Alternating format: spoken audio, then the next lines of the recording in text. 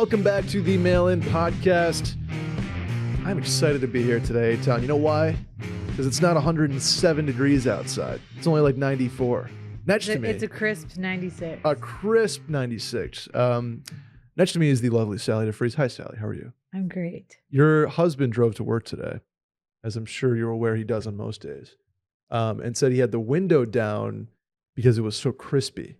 This morning was actually pretty decent. I did go for a little jaunt walk with Rosie and Fritz. Was Rosie chilling in the water today, or was that a that was yesterday repost? So she was really stinky yesterday, or like the past couple days. So we were like, and we got our house clean yesterday. So I was like, why don't we take her for a swim, and then we'll bathe her, which is what we did. Interesting. She gets real fluffy when we bathe her, so she's just like. Got her fresh cut. But she was swimming. And I think, honestly, what we need to start doing is making her swim every day because she's overweight. Oh. She's a little sedentary. I see. Because she eats anything that Fritz drops on the ground, which is like half of his food. And it's too hot outside for her to go play fetch or anything now because she like, burns her paw pads. So, like, the only way to get her to exercise is by swimming. Rosie might she might be just an Olympic swimmer shape. But the issue is that swimming in the lake, then she gets disgusting again. I don't want to bathe her every day. Will made it. He wasn't trying to be funny, but apparently Rosie she has two coats. It's like a double coated thing. So she's like, yeah, Rosie gets waterlogged. She does. And she was like slowing down to the point where I was getting a little stressed. So I would throw the ball and I wouldn't throw it that far. And then Will would throw it way out there. I'm like, she's going to drown because she is like so weighed down by her coat. And it's after she gets out, it takes like a while for her to dry off too. It's a whole big thing. Yeah. But Will describing your dog as waterlogged, I got a kick out of today. I know. Well, I need to swim after her. Can you swim in that part as a human? Yes, you can swim, but you're not supposed to swim off the ramp where I don't even think you're supposed to let your dog swim just because there's boats coming in and out. Oh, okay. And it's busy. Oh, yeah. It's Lake Austin with people wakeboard and wake surf all the time. Okay. I mean, you can swim in there, but they don't want people swimming into like that no wake zone. Although people do it all the time. Yeah. I think it's more just because boats may not see you. Got it. That makes sense. Last time Randy and I went to Hula Hut, we did backflips off the Hula Hut bar. I do know a lot about swimming next to Hula Hut because I dropped my phone off the deck at Abel's in the Lake. Oh no. How many years ago was that? Like 12 on Memorial Day, and I had to dive in and go get it. Did you get it? Yes. Did it work? Have I never told the story? No. What? I was drinking at Abel's in the Lake. As one does. On a Memorial Day, and it was 10 or 11 years ago. And I dropped my phone. My phone was on my lap. I uncrossed my legs and recrossed them, and it fell and bounced and went into the water. No way. And we were like on the upper deck, which I don't even think they have open anymore. And so we watched it fall. I was like, oh shit. And I was like, it's gone. We're done. I called Apple. I think at the time, I don't know what iPhone we were on. Whatever that was 10 years ago. Okay. They told me that they could give me an iPhone 8 gig. 8. Okay. I think my current iPhone is like 540 or something. Yeah. For what? An 8 gig for $850. I was like, I'm not doing that. That's so absurd. No, thank you. So I went and bought goggles at the CVS on Lake Austin, came back, talked to the people at Abel's on the Lake to like let me down through the side thing for the water it was between Mozart's and Abel's on the Lake because and Hula Hut's on the other side. In my swimsuit and goggles and dove down, except for that it's only like 4 or 5 feet right there. Oh, okay. So I swam over to where I thought I dropped it. My friend Monet was like standing above pointing, and I dove down, really couldn't see anything, but then felt around my foot and felt glass. And I went down and grabbed it, and it was my phone. And it was turning on and off. It was just like restarting. So it'd be the Apple, and then it'd be black, and then it'd be the Apple. And so I knew a guy who like separated it because you can take the front cover off or whatever, let it dry out for like 3 days, put it back together. It worked. No shit. But it would drop my calls. every Yeah. time that I was on a call and opened an app. Mm-hmm. And so I took it to the Apple store and I was like, I don't know, it's just like not working. And they were like, the moisture indicator's off, but like there is no moisture in it. And I was like, I think that's probably from the gem. It's just like getting like steamy, you know? Yeah. And it they got gave like a me little a steamy. phone for free. No a new way. one. Mm-hmm. Damn. That's awesome. That's a good Apple story. I had a run in college. I think I like probably went through 8 to 10 iPhones. Holy shit. And I got them replaced every time, but like 1 or 2 times. That I think is every time so but many once. phones. Yeah. Oh my, like full replacement, not just like screen crack. A couple screen cracks, Okay. couple water damages. One of them, a pledge had to buy me a new phone because he threw me in a pool and my phone was in the back. Oh, my back pocket. Not your fault. Pledge's Not fault. my fault. He had to buy me a new phone. One time I told they definitely knew I was lying too. One time I cracked. Remember when it like I cracked the back screen? Yeah, the back was glass at one point too. I mean, it's still glass now, but it is it? I think this is. Oh, I think it's Yeah, it's like. Oh, I guess not. It was glass. It was the black maybe one. it is. Whatever this can't material. crack. It was black. It was the black one that was glass on the back, and I dropped it and it broke on the back. And I went to the Apple store and said that someone called me and said that my sister was going into labor, and I was so shocked that I dropped my phone. And they replaced it. That's excuse number 11. You're just like, man, I don't labor. And then holy shit, right you're in labor. after the Abels incident is when they came out with like insurance that covered like theft. Yes. So then I was like, sign me up. Good to go. Yes, I will pay for that 10 times out of 10. What is it because, okay, is this like to be sexist real quick, is this because like men generally have more pockets and girls have to like wearing a dress or where like the phone is oftentimes out, or if you're like going out, you kind of have to hold your phone? Well, but you also could like carry a clutch or a purse. Yeah. I guess. But like a couple times when my phone was stolen, it was because I had a clutch and my clutch was stolen. Oh. Twice, both times before spring break. But like also I was kind of a shit show in college and like would go out and just like leave my clutch like sitting on the side of like the bar and just go and then just go dance at Malaya, and which is RIP, not open anymore because of like I think a drug ring. I don't really remember. Okay. But like, hey, Sally, don't just like leave your purse sitting there. Like, stop being so trustworthy of people. Idiot. Just come back. Where'd my thing go? Well, that guy stole it. He's long gone. Yeah. I did one time before spring break. I left my clutch on the side of a bar, like on this like sidebar thing. Sure. We were dancing. Mm-hmm. Come back, realize it's gone, and find my clutch in the trash with all of my stuff in it except for my phone. And I had actually had like $500 in cash in the clutch, but like in a weird pocket. Mm-hmm. And the guy saw my phone, took my phone, but like didn't take my ID or anything. And that was the Friday night before leaving for spring break. Yeah. What is, you know what? I guess it's different now, but like when somebody broke into my car, smashed my back window and took my laptop bag, mm-hmm. like what is their goal? Like, what is the goal? Like, just because you can't get into it. Yeah. You can't, like, do you just sell it for parts? I mean, I was so disgruntled by just like, what are you going to do with that, dude? Like, if you want the headphones, sure. I have friends who leave their cars unlocked and completely empty. That's in crazy. Cities because they're like, there's no way somebody's going to steal my car. Yeah. And I'm sick of having my windows be broken. Oh, the windows, it's just such a motherfucker. Because my insurance doesn't, like, my deductible is $500 or whatever, so it doesn't get there. So it's just $290 out of pocket. Yeah, it's really annoying. Please stop shattering my windows at Austin. Don't keep anything in your car and just leave it unlocked. And if you go to Fressa's, don't park in the auxiliary lot next door. Yeah. With no lights and no cameras. Yeah, don't do that. This is the mail-in. Sorry, that was a real long tangent. Where we talk about our grievances and dropping phones in waters. You know what? I think I've dropped a phone in a lake before. Like, you're on the boat and you walk around and just splash. See ya.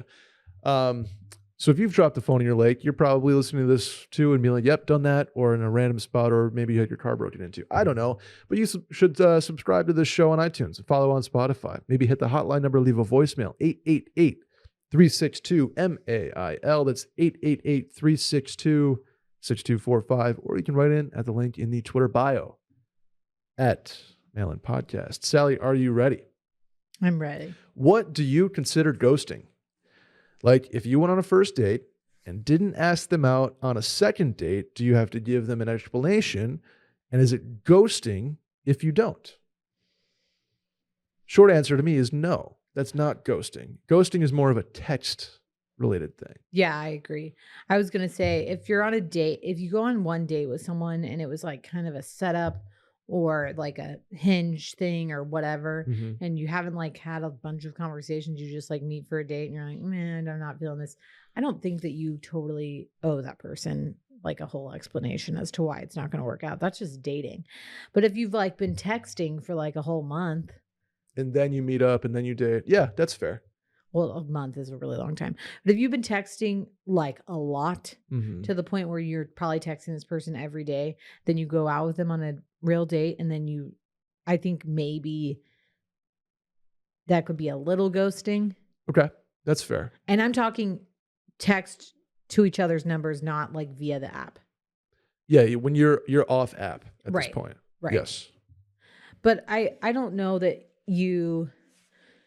people go on dates pre-apps. People went on dates and then just didn't call each other. Yeah, if they didn't like each other. I was gonna say, think of like dating in the 90s or even 2000s. Yeah. If you just didn't like somebody, it was just like, no. Yeah. So you never didn't like text them or yeah. anything. Now So we live in an age where it's like a second date. Yeah. We live in an age now where everything needs to be, which is in some ways a good thing. Like Yeah. I think giving somebody closure is nice, or at least like, hey, good time. I don't see a future in this. Does it change your Boom, boom, opinion boom. at all if you went on one date and there's also a hookup after the date? Oh yeah. If you hook up, I think you You have gotta- to, if you get physical, you need to tell them. if you get horizontal, you better shoot a text if you're not going to ask another. I'm even saying like an aggressive makeout. I feel like you may need to like say something. maybe a most situation. Yeah, 'cause Or like- or a DMO. Yeah, if you're dance floor making out with somebody. And you're not asking them out on a second date. So Well, okay, but like a DF what if they're a terrible DMO or DFMO DF. oh DFMO? That's what it is. Right? Dance floor Dance make floor. I was out. like, Yeah. we're missing a letter. Or DFM. If you do that, but you're drunk and you didn't go on a date with them beforehand, I don't really also think that you owe them anything. Like, No. but I'm saying, say you take them out on a date, then y'all like go get a drink afterwards, and then you like make out at the bar where you're like having a drink. Maybe shoot them a like, I'm not feeling it, because like that could be a little confusing. Yeah, that's probably Like, we fair. just made out. If you get physical with somebody, you're gonna owe them a text. Right. If you've been texting, you're gonna owe them a text. I don't think this is like you need to be. Date 2 needs to be like an in-person breakup situation. No. But date 1, if there's any sort of emotional investment, I'm not even saying connection, but if there's been some sort of emotional investment, Yeah. I'd probably give them maybe not an explanation. You don't need to get all like, hey, it's not about this, it's about this, whatever. Just be like, hey, not feeling it. Thanks, but no thanks. Yeah. I Yeah. think that's fair. You know where you could DFMO, Sally? I think it's just DFM. DFM. What Adam? What is it? Go to the Adam. Survey says. DFM, I feel like it's better. Yeah. Adam says DFM. I think DFMO is better. It's too many letters. To put that to a poll. Anyway, where I was going with this is if you're in a pair of Rothys on the dance floor, look out. Because you're just so comfortable. You're Look just like, out, because you're getting flirty in a pair of Rothys. Because when it comes to shoes, they've got to feel as good as they look. Rothys knits feature style and comfort. And they would you say Rothys are the DFM of shoes? They're the DFM of shoes. That's Yeah. a great way to put it, Sally. And Yeah. look out for the wool ones in the fall with the little tassels on them. Flirty. Flirty. That's a little like you're in front of a bonfire at a lake house or ski house. Somebody on your arm, Adam. That's when you're wearing those wool Rothys. Game over. Their signature sneaker, by the way, has that classically cool look that goes with everything. The perfect mix of casual and elevated. And they're one-of-a-kind driving loafers, like I said, come in classic colors and eye-catching patterns made for the modern man. Men's Health magazine said they were, quote, wowed by the sleek, upcycled shoes that look just as great as they feel. All sustainably made, machine washable, and built to last. I style my Rothys with literally everything, Sally. Pair of shorts and a t-shirt in this Austin weather, done. Pair of golf pants and a polo. Up my alley too. And I've thrown the driving loafers on for a wedding or two. I'm gonna be dead honest with you. I've done that. You can go up, down, wherever with your style. Rothys is here for you. Or the dance floor. Or the dance floor. Or and if it's gross, they're machine washable. Look at that. That's why we keep her around, Adam. Yeah. They get dirty after DFM. If they get dirty on the dance floor, wash. just as dirty as you are, guess what? Machine washable. Comes right off. Find out what all the hype is about. Discover your new favorite pair of shoes and get $20 off your first purchase at rothys.com/mail. That's ROTHYS.com/MAIL for $20 off your order. That's one, Sally. Here we go. Hey, gang. Elton John is playing in my city this summer. Supposedly his farewell tour. Where have we heard that one before? Mm-hmm. And all my bum-ass friends, just shots fired here, dragged their feet and did not get tickets, and now prices are through the roof. So I will be going alone. I've been to a lot of bars/small venue shows alone, but a stadium is uncharted territory for me. What's my move? What do I wear? Do I talk to the wine moms, dance my pants off, etc.? Let me know. Looking to hear your ideal solo stadium concert experience. All ears, signed Mad. I don't know if it's like a Madison or like I'm like Mad Online. I think it's like a Madison situation. Okay. I have not ever been to a concert. You've never soloed a show before? Will has. Mm-hmm. Will went to Kanye by himself because he gave me Kanye West tickets. Yay, sorry. For my birthday one year. And I was like, I don't even want to go to this concert. And he didn't even technically buy them. It was like, I'm going to buy them. And so when push came to shove, I was like, I'd rather not. So he went by himself. Wow. Granted, my sister was also there. So they rode back together. Okay. But he was alone. Didn't he do a Widespread Panic show alone too? He's done a couple shows alone. I've done Dave Matthews alone for sure. Yeah. I think concerts are a really easy thing to do alone because it's already kind of a personal experience. Yeah. It's definitely a fun thing to do with groups, but especially if it's an artist you really care about. People are so in their own world when they're in a concert because they're experiencing it in what's relative to their paradigm. So no one's going to notice if you're dancing by yourself or they're alone. No one's going to be like, what a creep is here by himself. This person's alone. Yeah. Yeah. I think that's a really easy way to just go incognito and people watch and enjoy yourself and take yourself on a date. Take yourself on a date. Yeah. Yeah. Double fist your favorite beverage, maybe a Vizzy, for $20 a pop, and just vibe. Listen to the music. You'll be singing with your eyes closed half the time anyway, and dancing. Yeah. I guess it just totally depends on what the vibe of the concert venue is. If it's a place that like when we went to Dead and Company and it was started at it was still light out when it started and it wasn't really crowded where we were sitting for the beginning part. So we kind of talked to some people around us. But if you go in, when we went to John Mayer or Bieber, it was already very dark. Yeah. So you're not tapping people to chat them up. You're just there. You know? Totally. It just depends on the vibe of the. Depends on the vibe. And Elton John, there's enough upbeat songs where people will be up out of their seat. Everybody's going to be singing. It's it's not one of those concerts that he's not going to play a bunch of stuff that people don't know. On the farewell tour, he'll play the hits. He's going to play hits only. I think a fun thing to do is, depending on where it is, either meet a friend for a drink beforehand or just go to a bar that's near the venue and have a drink at the bar by yourself because there'll probably be people around you who are going. Yeah. Take yourself on a date. I like that, Sally. But Put yeah, that on a dance your t-shirt. pants off, chat to the wine moms if you want. Literally sing as loud as you want. Who cares? In my experience, wine moms have a blast at shows like Elton John. Yeah. I don't think you have to. Likely you will never see any of these people ever again in your life, so you can pretty much do whatever the hell you want. Yeah. And you can say whatever the hell you want. Nice. Who's your ideal solo concert experience? Um Like if Beyonce's up there, can you just jam to that? I mean, Beyonce is more of a like actual show because you're like Mhm. watching the dancing and stuff like that. Yeah. Elton John's pretty high up there for That's a me. good one. You kind of just sway back and forth. Guess that's why they call it the blues, you know? Yeah, I think that there are like people like the Spice Girls or Britney or Shania Twain or Beyonce is one of those artists, or they are all artists that like I have connections to those songs like with girlfriends. So I think it would be a little bit more fun To be with be with some friends who like up there being like, it's Britney, bitch. yeah, and like singing along. But at the same time, like I think anything that's kind of a jam band Mm-hmm.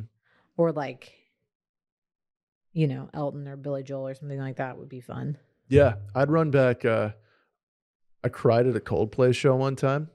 My first ever like stadium concert. And by stadium, I mean arena Yeah. in Boston. Yeah. We had smoked some weed, as one Uh-huh. does, which gets me emotional. I don't Uh-huh. know if you know this about me. I either get sleepy or emotional. This was emotional weed. And it was the first concert I went to that had the wristbands, like the light up wristbands to the those beat of will the music. Cause a moment for And Fix You came on, and the Uh-huh. wristbands all like hit at the bridge as you like your pregame song. But Yeah. it just makes me cry sometimes. And sure. yeah, that's when I would do solo again. I didn't do it solo the first time I did it with the group, but point stands. Yeah, I would do Coldplay solo. Just be What's a your puddle. favorite concert you've ever been to? That's up there. Yeah. Coldplay is way, way up there. Also, I saw the Lumineers open for Dave Matthews back before Ho Hey Lumineers. Mm-hmm. That was a cool show. And then lastly, I saw Jack Johnson at Farm Aid in Saratoga from about 3.5 feet from him. Mm-hmm. And that was pretty sweet. Yeah. But that's probably my list. I haven't seen a ton. I mean, I've seen Dave like 30 times. So any Dave Matthews show is pretty up there for me. Oh, You're 3-6 Mafia. Just kidding. I didn't go to a 3-6 Mafia show. I would. I went to a Drake Lil Wayne Yeah, that was in always a fun Houston one. at the Woodlands. It Yep. was really fun. Saratoga always had those guys. We had it was like Journey, Rush, Luke Bryan, Drake and Lil Wayne. Classic. Want to go to the next one? Yeah. Hey, friends. If I show up to a Bumble date and the pictures are clearly of their former self and not representative of what they look like anymore, how long do I have to stay before I can leave? I know that sounds shallow, but that's attraction. Spelling and context here. But attraction is a huge part of any relationship. Love you all. Bye. How long you staying? I think you have to stay the whole date. I think you do too. I think you give it one date, and then it's You just give it like, one okay, date. Yeah, like I'm investing an hour and a half of my time. exactly. Yeah. I'm not It's gonna 90 minutes. Mhm. Sorry. Like, I think that you can always, this is why it's always nice to like meet for a drink with a Bumble person that you don't know yet. So you don't have to like put pressure on it to eat dinner or like do something. And then you have an out for like when Mhm. that they try to turn that into something else. And you Yeah. can be like, oh, I've got a big presentation tomorrow. Like, gotta go home. It's always a big presentation. Driving someone to the airport. Mm-hmm. Like, My sister's in labor. yeah, my I need a sister's new in phone. labor. You can't leave in the middle of the day. No, give it. I mean, give it unless 90. something like egregious happens, like Just ask them who they voted for. Just really make it easy. Ask them their opinion on the Dobbs opinion. See how that goes. Yes. What do you think about the overturning of Roe v. Wade? Just lead off with that. And then watch them lose their shit. But the thing is, like, what if you ask and they agree with you, and then you have to like then you go the other way. You take the opposing view. Yeah, exactly. Just to start an argument. Staunchly opposing view and just be like, ooh, this is not gonna work. I was on a Bumble or Hinge date one time, and the guy showed up in flip-flops. My man. And I was like, my guy. This is upsetting. Did he have a pair of chinos on too? Yeah. Yes. It was like, there was a really dark time where I was like dating on Bumble in Houston. And the 4 that I went on were all the 4 most disappointing dates of my life. But this guy. Can I ask you something? Yeah. How does, from a girl's point of view, what makes a date bad? Is it like the conversation sucked? Is it there was just zero physical attraction? Like both of those things. When you're just like sitting there, like the small talk is like, oh, the weather's pretty nice out today, huh? Yeah. Cold front coming through later. Yeah, and just like people not really being like confident in themselves, you can sniff that from a mile away. Ooh. So like when people are really nervous and like just like fidgeting with their hands, yeah, and or like drink. Word vomiting, you're just like, oh, I know I do that though. There's like flirty banter, and then there's just like flirty banter, or there's just like awkward small talk, and that all goes back to like if you have chemistry with somebody or not. Like if you have chemistry with somebody, you're playing word tennis with each other, you're just hitting it back and forth, you're bantering. But then when it's awkward, like, and they just like tell you about their like family dog for like an hour, and you're just like, I don't care about Rufus, the dog. Like Sally hates dogs. You heard it here first. No. Will knows this. Our first meeting didn't go great. Really? Yeah. First meeting after you've been talking, or first like FaceTime? No. First meeting in person. Oh, no. I think mostly because he gets a little nervous sometimes. No, it was because we knew each other so well. And so then when we met in person, it was like weird because I had seen him, we'd FaceTime, but like all of a sudden he was like real and in front of me, and I like hated him. And then hated him. No, I hated his croakies. And if you ask him, he will make fun of me because I was wearing a silk camo shirt and like Converse, and he was like, this girl's a fucking psychopath too. I think the first lunch that we had together was just like we'd known each other so long, like for a month, like, and everything about each other. And then we like showed up and we were like, oh shit. Our dinner date that night went a lot better. And I definitely like made out with him in the cab on the way home. So nice. Like started off slow.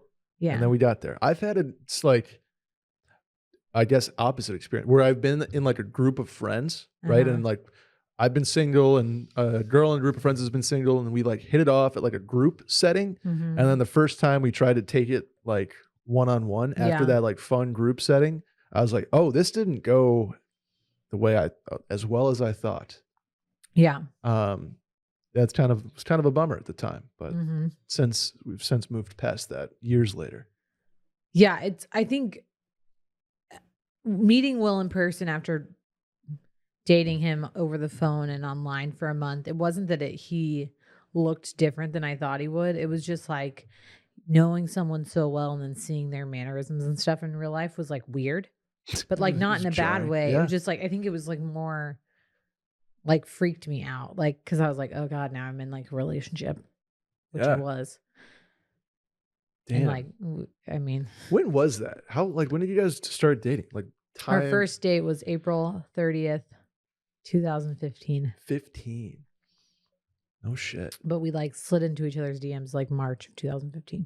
Okay. On Twitter? Interesting. Damn. But I think if you get there and you have like no investment in the person and they just look totally different from what you pictured, that's what blind dates are. Okay. Yeah, it happens. People have been doing it for years, centuries. You go, you act polite, Make a and friend. you have a drink, and then you just move on with your life.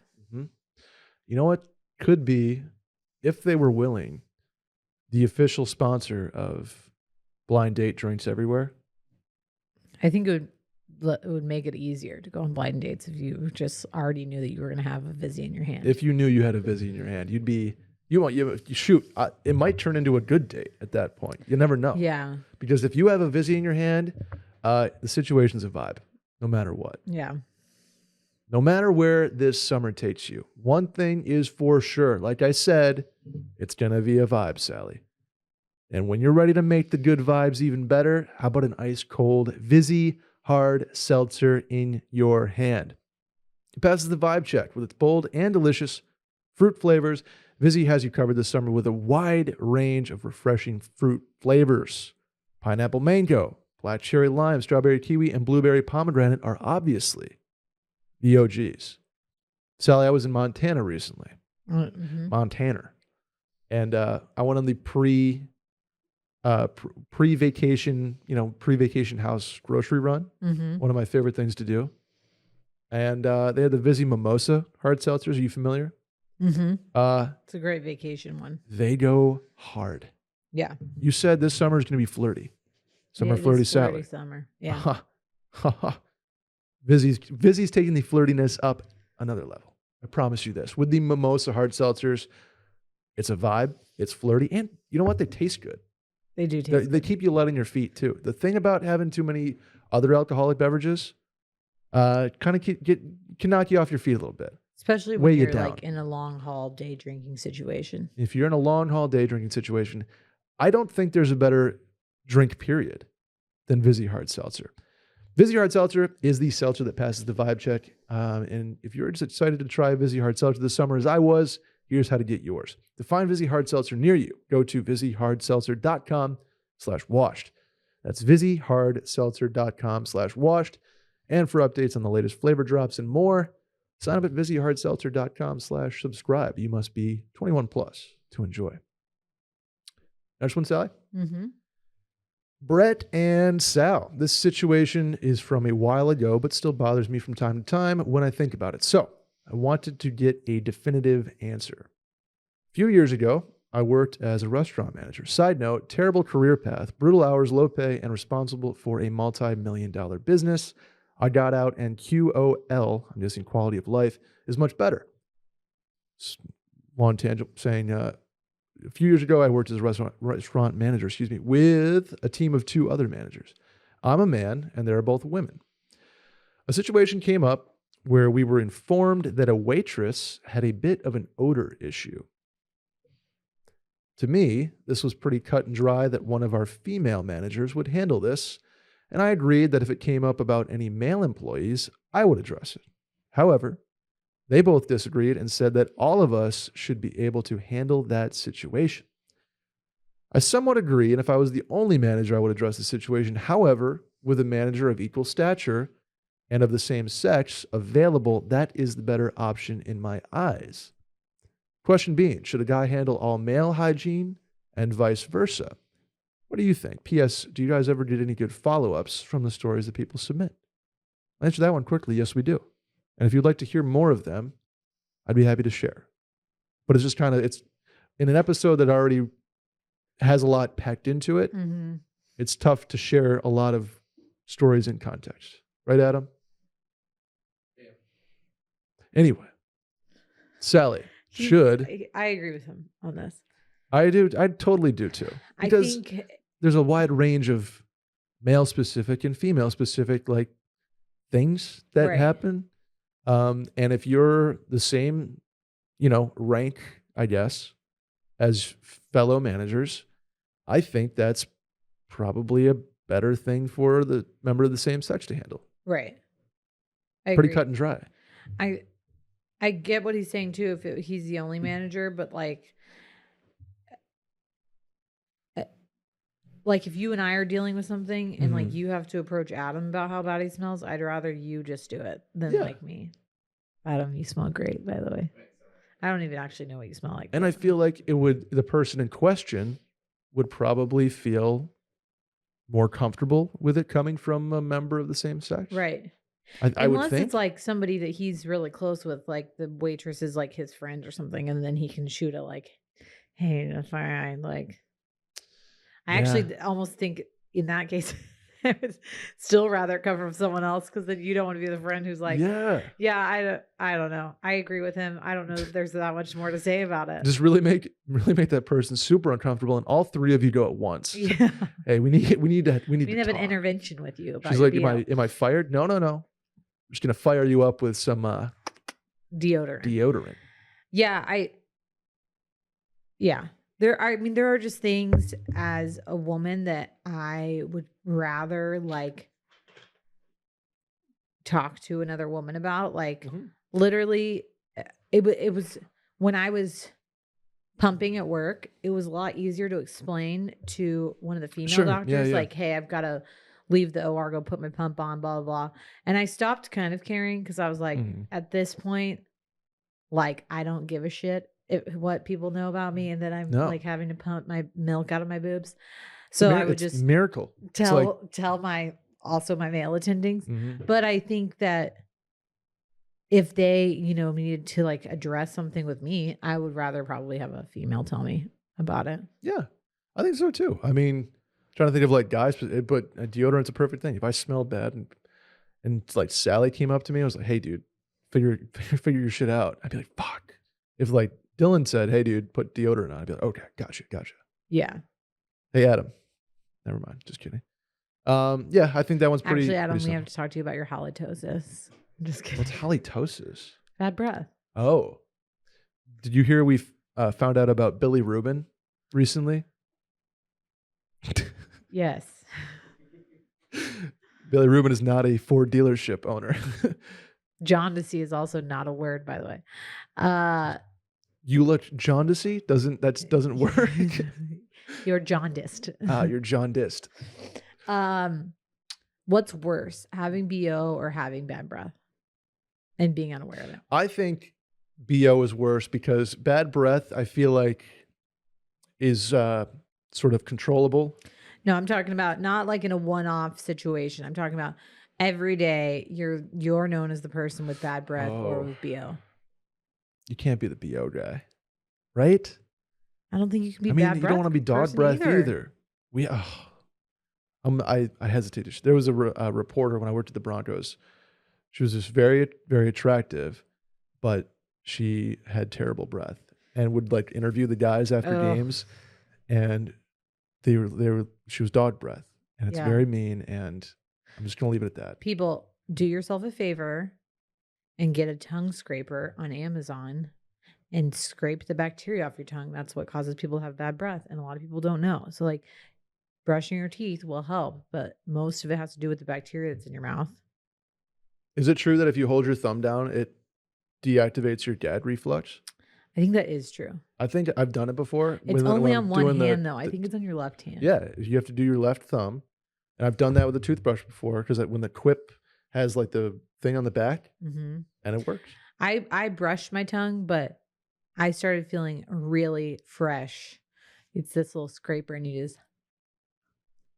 just scrape the. It's just like getting the like crap off your tongue. Just getting the crap off your tongue. It's tongue scraper. You will never and floss your teeth. We should do like there's this software called Canal that we got to talk about where you can it's basically we would build like the Sally and Brett store. We should build a mail-in store. That's like it's sort of like an Amazon store. Yeah, like an Amazon storefront situation. But it's different. It's a little more classy than an Amazon storefront. This is just like an unsolicited PSA. Okay. But really, dental hygiene is so important. And when I was a kid, like, I would be like, whatever, who cares? Like, I wish I would have taken better care of my teeth. But as an adult, not only is it like socially, you need to like take care of your mouth because it's gross when you have bad breath or shit in your teeth, but also did you know that you can get endocarditis from having shit with your gums, like having gum infections? No. So the blood that is in your mouth is like obviously directly connected to your whole body, but Makes mostly sense. because there is a direct pathway between your mouth and your heart via the mediastinum. And if you have bad I'm more of a Gloria Steinem fan, but if you have bad infections in your mouth or like gingivitis or anything like that, you can also get endocarditis, which is wow. an infection of the heart muscle. Don't want that. Which is why people who like have had heart procedures take antibiotics anytime they go get dental work done Mhm. as like a preemptive thing. But Wow. your gum health is very related to your heart health, Really? or vice versa. Actually, your heart health is related to your gum health. So have clean mouths, people. PSA, Adam. You hear that? Yeah. Why are you laughing? Adam's like, I better start flossing. Yeah, people, you got to start taking care of your gums. I need to go to the dentist. I haven't Do been to the dentist not in. neglect your gums. I think I haven't been to the dentist since I was probably 23. Man, I have like been on a big flossing kick. Nothing makes your mouth feel cleaner. I agree. I'm gonna. You know what? Starting today, summer of flirty. What is it? You're gonna flirty. boom one flirt- floss, blood everywhere. Oh yeah, no. I've like every once in a while I'll just hit it. If I feel kind of like nasty, I'll hit it and be like, there we go. Just feel something. Spitting out blood like I'm in a fight. Yeah. Uh-huh. But yours, what's it? Flirty MILF Sally? Is that what your What is it? Flirty MILF Sally? Isn't that yeah. the summer? Yeah, I think I said that. And I'm Floss Brett. Floss Brett. Okay. Let's do the next one. Dear Brett and Sally, love the pod and the whole network. Here's the deal though. Essentially, I feel like I'm in a bit of a funk.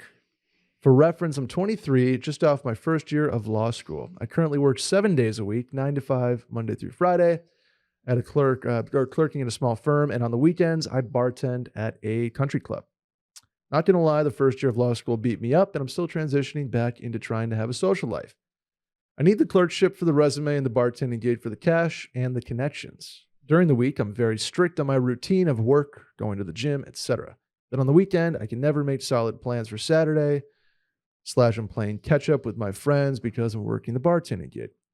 Currently single and really don't have anything on the horizon. My girl space friends regularly tell me, by the way, girl space friends, Sally, hear that? Mm-hmm.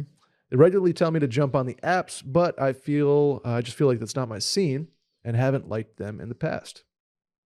I live in the same city I went to undergrad and grew up in, so I have friends around, but a lot of them are tough to get out for one reason or another, and a handful of them are about to move. I live with a guy who was in my fraternity during college, and we get along great and go out when we can. Do you guys have any advice for a person who just feels like they're stuck in their life? I would love to go out more and be more flexible with my social life, but I really just don't have the time right now. I'm a well-rounded person who is dedicated to the gym, but also loves to golf, cook, and try new restaurants when they can. But I just feel like those won't help me meet new people and have more fun. I've done the sports leagues in the past and honestly just didn't love it. Any advice on how to make life more fun when you're on a time crunch every what feels like 24/7? Sally, guys in a funk. You got to lean into the funk. Lean into the funk. Yeah. What do you mean by lean into Who the funk? among us has not had this happen? Yeah, I've been in a funk. And honestly, by putting so much pressure on yourself, you are not allowing yourself to like enjoy when things are happening to you. And granted, like probably you are really busy. Like you're in law school or you're in the middle of law school or summer of law school. I mean, working 5 days a week and then bartending. That's a lot on somebody's plate. And so to be like, okay, now I'm done with work and now I need to go get a drink with somebody to like keep up this like social life. That's a lot on your plate. So everyone at any point in their life has to give up something or multiple things because you have to make room for the other stuff that's happening in your life. And at this point in your life, you have to have that job.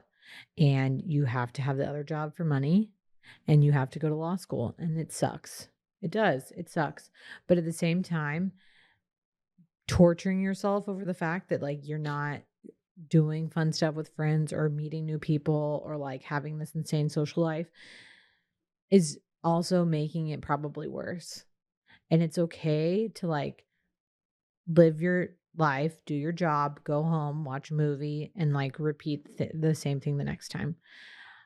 I think that there's a lot of pressure on people when they're in their mid 20s Do have an Instagram to life? early 30s that you have to be traveling and you have to be out and you have to do all of this stuff. I've definitely felt that. And I wasn't even in school. I had friends who were in law school at the time too, and they were incredibly busy. But I was like, I've talked about this before, working 12-hour shifts and then, going out of town for people's weddings and stuff like that, never feeling like I had the time to like catch up and just do domestic stuff. Mhm. So there are things that every single person, the people on Instagram who are traveling all the time or going out all the time, they're also giving up something too. And maybe what you're doing right now is the responsible thing. And it probably feels like shit because you're 23 and like probably the rest of your friends are doing whatever the hell they want. But this is going to pay off in dividends one day. And then when you are a lawyer and you like make money and can have a social life again Mhm. and you can have weekends, that's when you can hang out with people and meet new people. But right now, it may be the time for you to put your head down and just do the work. Yeah, that's option A, right? Is continue on the path you're in because you're sort of paying, you're putting a down payment on the rest of life by working Right. your ass off now with law school, right? Being in such a routine that life feels boring and funky and like the dating isn't there and the social life's not where you want it to be, but you're filling up another cup. It's not like you're doing nothing. Right. You are putting down a down payment on the rest of your life. Not to get all like Emmanuel Acho on you there, but this what you're doing now, and as far as work goes and school goes, is going to pay off in the long run. It's like and not like 30 years from now. It's going to be 5 or 6 years from now. You're going to be in a you'll still be working a lot, but you'll be making a lot of money. You'll have more time. You'll have the weekends are going to be available. So that's option one: is keep doing what you're doing, embrace the funk, as Sally says, and like just know that the light's at the end of the tunnel. Might not feel close, but it is. Mhm. And then option two is sort of the tough love option, where I'm going to say you're funking yourself by working 7 days a week. Yeah. You are, your body is not meant to do that unless you're chasing down like prey 10,000 years ago. Like you're working yourself and routining yourself into a funk. Yeah. When you're not allowing yourself any opportunity to spice up life because you have literally all of your time is spoken for. Right. What do you expect? So radical change requires radical change. And that's something I've preached on this. And that's again with the Emmanuel Acho stuff. But like, can you work the country club? Like, why not load up 2 or 3 of your days? Load up working on Wednesday, Thursday. And country club bartend Wednesday, Thursday, Friday night. Like get off of work from the clerk, from the law firm at 5, and then you're at the country club by 6, and you're working 6 to close, and it's going to be a motherfucker. But 2 of those days a week are going to be exhausting. And then guess what? Friday at 5, my guy, you're not working till Monday, or have Saturday to just maybe load up 2 of your days that are miserable. Mm-hmm. For 2 completely free days that you can change up your routine. You can do something like sacrifice the gym on those days because you're working your ass off anyway. Bartending is not a sedentary job. Yeah. You're on your feet. You're mixing it up with people. I've bartended before. I don't go home feeling like, oh, can't wait to, get on my feet and go for a walk. I'm like, get me in the sofa and let me watch SportsCenter. So I just think, why not change something? Whether it's your work schedule, and eventually I think, getting out of the city that you're super comfortable in, getting out of your comfort zone. Maybe that's your next law firm, your next clerkship, your next whatever it is after J2, J1, whatever, L1. Y'all law school people, just I think it's L1. L1, sure. L2. L2, L1, J1, J2. Who knows? Anyway, once you got the JD on your diploma, maybe mix it up, change something, change like that's change to yourself is going to create opportunities for change elsewhere. It's going to change your social life. It's going to change the opportunities you have with girls. It's going to have like maybe you do get on the apps, man. Like I poo-pooed the apps and guess what? It worked out. So I just think like you got to change something. If you want to go option B, option A, do what you're doing. It's going to work out. Lights at the end of the tunnel. Option B, change something. And like I get you're in a funk, but that's what it's going to take. I agree with you. I also think though that they're like you have to stop putting so much pressure on yourself to like live this perfect life of like doing your job, doing the gym, meeting a girl, Yeah. seeing all your friends. You got to let go of some of that. Do something every day that makes you happy, whether it's like going to the gym or going to meet a friend for a drink or watching 7 episodes of Friends. Mm-hmm.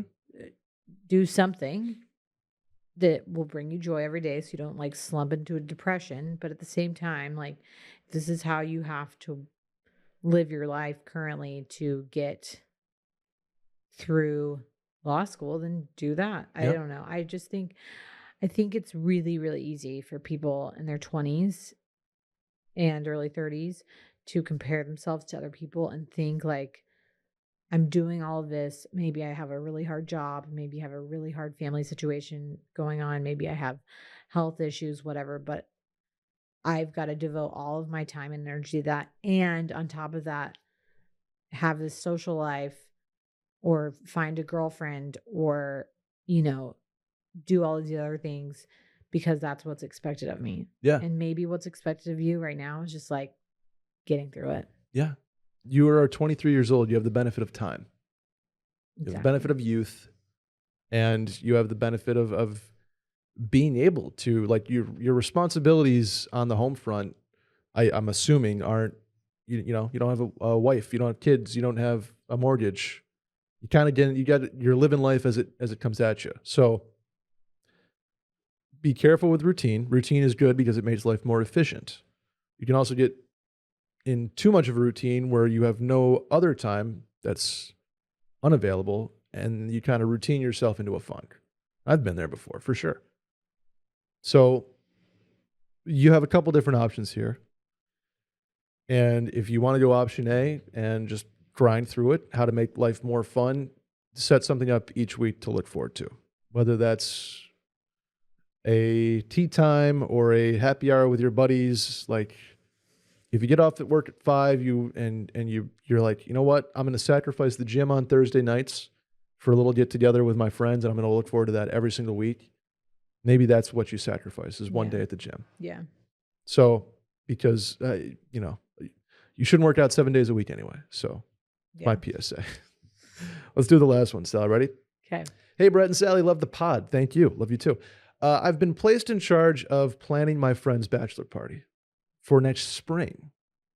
He's looking to do a Kentucky Bourbon Trail sort of thing with the weekend finishing off at the Kentucky Derby. I was wondering if you guys had any tips or recommendations on planning this. For context, there are 8 guys going on the trip, and the trip will probably just be a long weekend. The entire group is in their mid-20s, and this is really the first bachelor party of the friend group. So I want to do my best in making everything run as smoothly as possible. Thanks for all you do and hope to hear your thoughts. Kentucky, baby. Bourbon Trail. I'm going to be totally honest. I don't know anything about Kentucky. Well, you're lucky your boy does. Uh, Louisville. Yeah. Will's done the Kentucky Derby multiple It's very times. fun, and it's a great idea for a bachelor party. I love this idea. Yeah. My only I'm going to let you go for it. My only contribution is to like book shit early. Likely you're going to need an Airbnb for 8 guys. That stuff's going to book up. So think of this as Napa East for men, because it's like you do the Napa West is you get in the Sprinter van, you do the wine, the vineyards. Napa East is the Bourbon Trail where you do Woodford and you can do Jack if you want, and do all that in a Sprinter van with your boys. Yeah. So anything related to a big event like the Kentucky Derby is going to take some planning way ahead of time. Mm-hmm. And having planned multiple bachelorettes myself, people can be really, really annoying about being responsive. So start planning now, give people deadlines, and don't feel bad for hounding them. And I know that that's kind of an annoying position to be in, but at the same time, like it's better to get all of this shit planned out way ahead of time so that you don't have you don't have to worry about trying to make a reservation for 8 guys like 3 weeks beforehand because that's not going to fly. Yeah, don't do that. I would advise getting an Airbnb, and in my opinion, probably go Lexington over Louisville, because Lexington is a cooler like college town to me. Oh, the poor Louisville people are gonna murder me for that one, but I think UK is more fun. Bar scene in UK or Lexington is awesome. It's only an hour. I think it's like an hour and 20 minutes from Louisville. So you can load up Saturday morning on a van, do a bourbon, do a distillery, and still be at the Kentucky Derby, Churchill Downs by 1:00, no problem. Yeah. So I would do something. It's basically like a triangle. It's like Cincinnati, Louisville, Lexington. As long as you're somewhere in there, I would do an Airbnb for 8 guys. Probably do a 4-bedroom. Give the groom his own room, and then everybody else kind of splits up as they go. I would get a party van of some sort where you can kind of go in between distilleries and kind of do the bourbon trail. I would do a bar night in Lexington, Friday night, go to Tin Roof, Shouts, and then Saturday load up and go to the Kentucky Derby. I think it's a great idea because you kind of have an anchor to the weekend. And there's plenty of other fun stuff to do. So Friday, during the day, do some distilleries. Saturday during the day. I guess the only problem is that if everybody's got to go in Friday and leave Sunday, your distillery bourbon trail time is kind of tough because the Kentucky Derby / day at Churchill is going to take up a lot of the day. You don't have to be there because the Derby's not until like 6:00. So you don't necessarily have to go in for every race on the card that day. So maybe that's what you do. You do Saturday's distillery day, and then you walk into the Kentucky Derby absolutely mangled with your boys. Do you do infield? I've never done the Kentucky Derby. Yeah. I've only watched it. I've been to Keeneland, which is in Lexington, and that's not really an infield spot. I think if you're mid-20s, infield's kind of fun. I think if you're you go infield because you're not. I mean, if you're mid-20s, you're not going to be like sprucing yourself up that much. You're wearing polos and khakis or chinos. Yeah. Yeah. Have fun with it. And then the other thing I would do is the only dinner plan I would make would be Friday night, because Saturday night's going to be a shit show if you do bourbon all day and then go to the Kentucky Derby. So like, don't try to make the steakhouse reservation for Saturday night because 1, you won't be able to get one in Louisville, and 2, you won't make it back to Lexington anywhere near dinner time. So give up on Saturday dinner, do that one as it goes, and then plan the cool dinner, or if you want to do that dinner, Friday night. That'd be my advice. But you're gonna have a fun one. That's a good idea. I appreciate that. Sally, before we get out of here, do you have any shower thoughts? I know you do. I do. I have 2 shower thoughts. 1, guess what I had last weekend or 2 weeks ago, because you were out last week. Your shower thought? Well, this is before my shower thought, but this is like I thought of this during the podcast. Okay, I don't know. Orange wine. Oh. How was it? Didn't taste like oranges. I still haven't had any. So orange wine, I asked the bartender at Wax Myrtles. You have to go. It's awesome. Okay. Very cool place. I asked the bartender, what is orange wine? I'm very curious. I've heard from a friend who's recently been to LA that it is all the rage. And he said, well, it is wine that's naturally fermented. There's something about the way it is done that is much more earthy and natural than normal. And so I had some, and it tasted like earthy rosé to me. Okay. So it was good. I'd do it again, but I wasn't blown away. What do you think about the trend of people putting jalapenos in their rosé? As not a huge jalapeno guy, I'm probably not on board, but I like a little spice. Like I like a jalapeno mark here and there. I'll get spicy. I haven't tried it yet. I mean, but like my mom used to put blueberries and watermelon in her Chardonnay all the time. I'm down with that. A little sangria situation. I'll put a jalapeno in my rosé. I'm not against it. Next week. I'll try. Birthday. Let's just do jalapeno rosé in there. Yeah. I'm in. Okay. Then my shower thought. I have a blister currently residing on my left thumb. See that? Blister. This is from golfing too much. Okay. TFM. I was looking at it today because I peeled the skin off because it was getting like flappy. which I Yeah. know you're not supposed to do, but it was already healed enough underneath and fine. Okay. How does your body know what new fingerprints to put on the blister spot so that they match the freaking other fingerprints you have? How does that happen? Well, because your cells are growing in a certain formation of your fingerprint. So it's not like when that skin sloughs off, it's just like a whole new like blueprint. It's It's the same one. grooves, right? Because your cells are growing in a certain pattern of your fingerprints. But isn't that It's the fucking same way crazy? that like if you But if your finger felt like if you cut your finger off, it wouldn't grow back in the same finger. well, you wouldn't grow a finger back. There's animals that do that. Humans are not. Humans don't grow. I think like- the only thing that can regenerate itself Is well, skin. well, like your liver can kind of regenerate itself, That's good. but like you can't just like grow a new toe, That's or true. like you can repair what's been broken or disrupted, but you can't like grow a whole new. Interesting.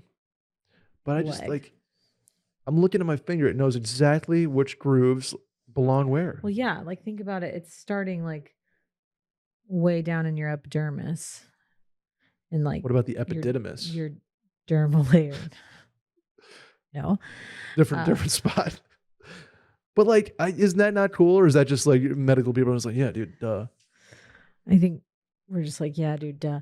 When you had All when right. you had it on the rundown, I thought you were just going to talk about how weird fingerprints are. It's weird that nobody has the same fingerprints. I'll say that. You would think that like same genes, you know, you think twins would have the same fingerprints because everything else is a biological identical blueprint. No? Yeah, same thing with teeth.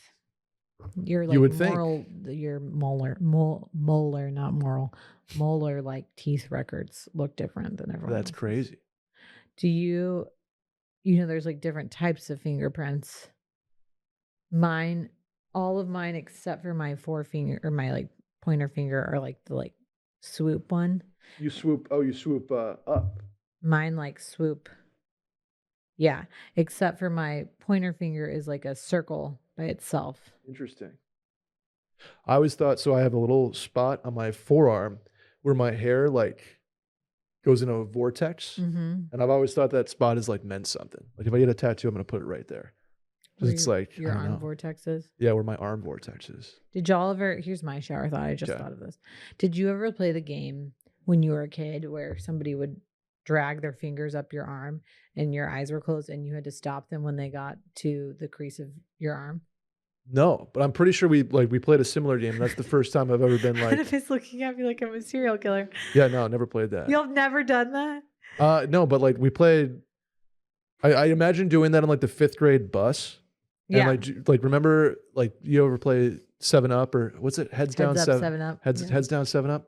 That was definitely the first time I've ever been like, oh, I'd like girls, because if your like crush puts your thumb down, whoa, buddy, Yeah. that's a I that's don't know a that big we were moment. playing with this with boys. I think literally like your eyes are closed and someone else is running their finger or fingers up the side your arm, Mhm. and it always you say stop when it gets to the crease of your arm, but you really people say stop about an inch before because Really? like all the skin feels very similar. So to win, you really had to wait until they got really close No shit. because it feels. I'll do it to you after the show's Okay. over. Yeah, Adam that literally good looked at me shower like I was thoughts. such a I've psychopath. definitely never played that game before. Yeah. Did you ever do the crack an egg on your head? Yep. Feel the yolk running down. Yeah. Yeah. We didn't sing the song, but we did the crack Yeah. thing. And then this like the spider on your. Mm-hmm. Yeah. Mm-hmm. We did all those games. Yeah. Yeah, heads up, heads down, 7-Up. I think it's heads up, 7 Up. Heads up, Thank 7-Up. you, Adam. Okay. I mean, Adam says, who among us did not cheat in that game by looking at people's shoes when they were next to them? "Ooh, I think I think like little innocent old Brett was like, no, I totally cheated. rule follower." Your head's down and your like eyes are closed, but you'd like kind of peek them and you could see the person's shoes. And you're like, Mm. yeah, those are Connor's shoes. Yeah, and if Lindsay walked by and put your thumb down, it's like, oh my god. That's oh my why god, oh my when god. I would put people's thumbs down, Mm-hmm. I would literally like stand and reach way Oh, over so because I you- knew that people were cheating like I was. Damn, that's legit. Mhm. That's legit. I always won. because I had a great poker Because you face. cheated. I cheated, and when it was me, no one could guess it was me because I had a great poker face. Okay. Poker face. But I'm not good at poker. Face. Subscribe to the Mail-In Podcast. Rate us 5 stars. Review. Tell a friend about it, too. Hit the hotline number 888-362-MAIL. That's 888-362-6245. Or you can write in the link in the Twitter bio at Mail-In Podcast. Sally, where can the folks find you? You can find me at Sally DeFreeze on Instagram and Twitter. Or in the water outside of Abel's on the Lake. I am Brett Merriman at Schmerriman on both of those platforms. That's A-Town Behind on the ones and twos. Thank you for producing today. See you guys next week. Bye.